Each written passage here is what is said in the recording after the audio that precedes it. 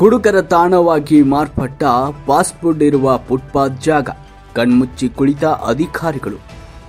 Fast food ನಡೀತಾ ಇರುವ footpath ಸ್ಥಳ ಕುಡುಕರ ತಾಣವಾಗಿ ಪರಿವರ್ತನೆಯಾಗಿದೆ.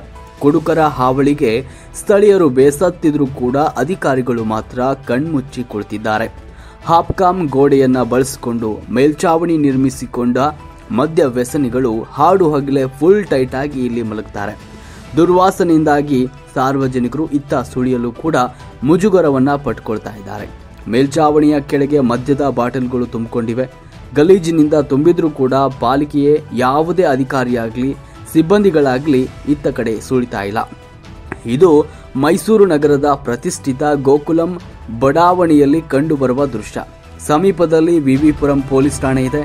ನಿರ್ಮಲಾ ಕಾನ್ವೆಂಟ್ನ ಹೆಣ್ಣು ಮಕ್ಕಳು ಶಾಲೆ ಓಡಾಡ್ತಾರೆ.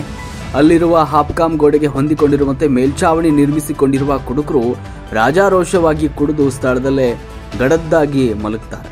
ಮೈಸೂರು ಮಹಾನಗರ ಪಾಲಿಕೆ ವಲಯ ಕಚೇರಿ 4ರ ವ್ಯಾಪ್ತಿಯಲ್ಲಿ ಇಂತಹ ಕೆಟ್ಟ ವಾತಾವರಣ ನಿರ್ಮಾಣವಾಗಿದೆ. ಇಲ್ಲಿಂದ ಹೊರಬರುವ ದುರ್ಗಂಧದಿಂದ ಸಾರ್ವಜನಿಕರು ಇತ್ತ ಸುಳಿಯೋದಕ್ಕೂ ಕೂಡ ಮುಜುಗರವನ್ನ ಪಟ್ಕೊಳ್ತಾ ಇದ್ದಾರೆ. ಅಧಿಕಾರಿಗಳಿಗೆ ಹಿಡಿ ಶಾಪವನ್ನ ಹಾಕ್ತಾ ಇದ್ದಾರೆ. ಇನ್ನಾದರೂ ಸಂಬಂಧಪಟ್ಟ ಅಧಿಕಾರಿಗಳು ಇತ್ತ ಕಡೆ ಗಮನ ಹರಿಸಿ ಕುಡುಕರ ಹಾವಳಿಯನ್ನು ತಪ್ಪಿಸಿ ಸಾರ್ವಜನಿಕರ ನೆಮ್ಮದಿಗೆ ಸ್ಪಂದಿಸ್ತಾರಾ ಅನ್ನೋದನ್ನ ಕಾದು ನೋಡಬೇಕಾಗಿದೆ.